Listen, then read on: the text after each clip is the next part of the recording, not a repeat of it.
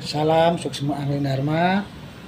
Ya, kembali Guru Adu memberikan pencerahan. Guru Adu lagi tugas jaga malam di tempat kerja.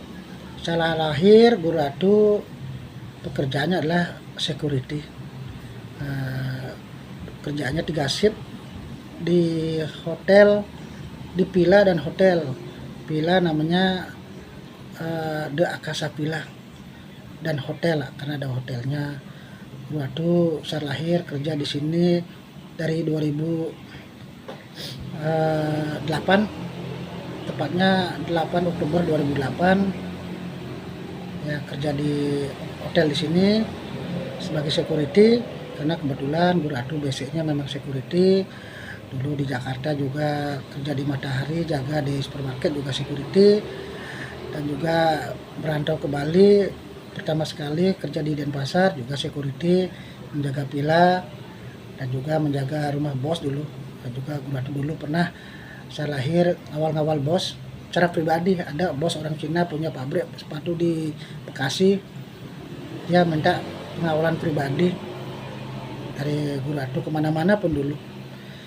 Ya, artinya kita sebagai pekerja apapun itu yang diberikan oleh Tuhan, pekerjaan kita jangan kita ada gengsi, jangan kita ada rasa minder, karena sejatinya semua pekerjaan itu baik, mulia, harus kita syukurin.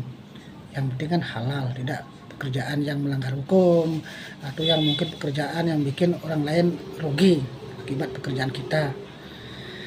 Dan Guru Adu bekerja di sini bersama teman-teman di villa, kan sudah semua para sinar dan semua kita tahu namanya kerja di pariwisata beda dengan pegawai negeri. Kalau di pariwisata itu ya tergantung tamu ya, dan juga tergantung manajemen, dan juga tergantung keadaan ya lingkungan. Kayak dulu corona sepi tamu ya kita sepi, dan manajemennya gimana. Karena Guru Adu sudah punya keyakinan walaupun tempat kerja dimanapun pasti ada ujian cobaan.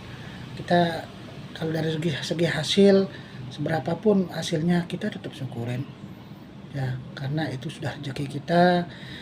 Dan yakinlah antara penghasilan dan gaji itu udah beda. Gaji kita misalnya anggap per bulan 3 juta, tapi penghasilan bisa 5 juta. Atau kita gaji kita 10 juta, pengeluaran bisa 20 juta. Kita harus yakin bahwa kita semakin kita banyak menanam karma baik, pasti banyak pertolongan dari kiri kanan. Tapi kalau kita dalam hidup jarang berderma, jarang menolong sesama, hidup hanya untuk ya nikmat-nikmat saja, kita akan sulit ya mendapatkan suatu pertolongan dari siapapun, karena kita jarang menolong orang.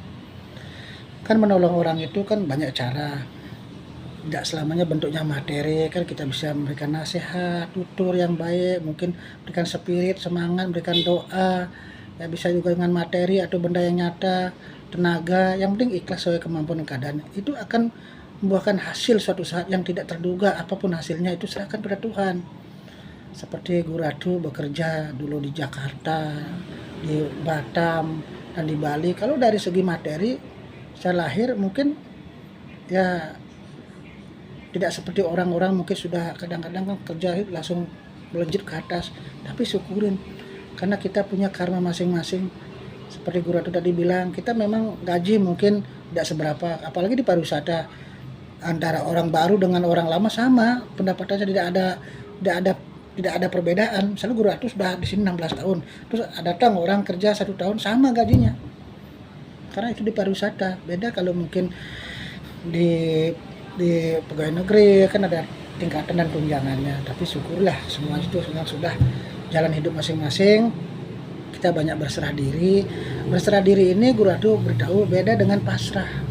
Kalau berserah diri ini kita lebih banyak justru rajin berdoa, bersembahyang, rajin berusaha, rajin kita berbuat baik, rajin ikhtiar, rajin berdoa. Itu namanya orang berserah diri. Kalau orang pasrah itu kan malas megai, langit membakti, langit malas mencari tutur, malas ya meningkatkan apa mungkin tujuan yang kita cari, tapi mau hasil yang bagus tidak bisa. Tapi kalau orang berserah diri justru adalah orang-orang yang rajin berdoa, rajin bersembahyang, rajin berusaha, rajin membakti, rajin mencari tutur. Ya, orang yang rajin saja kadang-kadang belum tentu hasilnya sesuai dengan harapan, apalagi orang yang malas. Kita harus percaya dengan banyak kita menanam amalan baik, suatu saat Tuhan akan berikan pahala luar biasa di luar ekspektasi, di luar dugaan kita. Percayalah omongan Guru Ratu. Yang penting kita dalam hidup ini jangan jauh dari sinar suci beliau. Pertama, jangan lengit berbakti, carilah tutur, carilah gurunya, banyak mendengarkan nasihat, jangan terlalu banyak menuntut dalam hidup yang bersifat instan. Kalau kita mendengarkan tutur itu tentunya harus diolah, diartikan, dilaksanakan. Tidak seperti kita makan cabai langsung pedas, makan manis langsung manis. Tidak. Kalau orang namanya belajar proses ketuhanan itu adalah betul-betul kesabaran. Kita ketulusan, keyakinan, kesabaran, dan juga tentunya banyak berserah diri. Banyak berserah diri, jangan kita terlalu banyak mengatur. Semuanya kita serahkan pada Tuhan. Yang penting kita tulus ikhlas tanpa pamrih. Yakinlah kedepannya Tuhan pasti mempersiapkan sesuatu di luar pikiran kita. Karena yang penting kita banyak beramal. Seperti Guru Ratu dalam sikap hidup selalu berpikir gimana caranya menolong orang. Walaupun saya terbatas materi, tapi paling tidak saya berusaha bagaimana berbuat kebaikan agar orang lain bahagia. Masalah apapun hasil dari perbuatan kita serahkan pada Tuhan. Yakinlah hidup kita sudah ada ketentuan sesuai dengan karma kita. Ya, itu aja pesan dari Guru Ratu. Jangan kendor kalian untuk berbuat kebaikan, berbuat kebajikan pada sesama. Yakinlah itu yang menentukan baik buruk hidup kalian. Nasib takdir kalian itu yang menentukan. Bukan karena kita pandai saja, karena kita pintar, tapi karena kita banyak berbuat kebaikan. Dan tetap semangat, nih. Dan jangan terlalu banyak mengeluh. Hanya mencari ilmu. Salah satu bakti yang luar biasa adalah kita banyak mendengarkan nasihat rohani. Karena dengan banyak mendengarkan nasihat rohani, pikiran kita terang, jiwa kita terang, roh kita semakin bersih suci, akan kita bisa nyampe ke alam-alam luhur yang membuat apa doa kita di dunia bisa disampaikan ke atas. Rahayu sareng sami alade hidup jaya merdeka rahayu.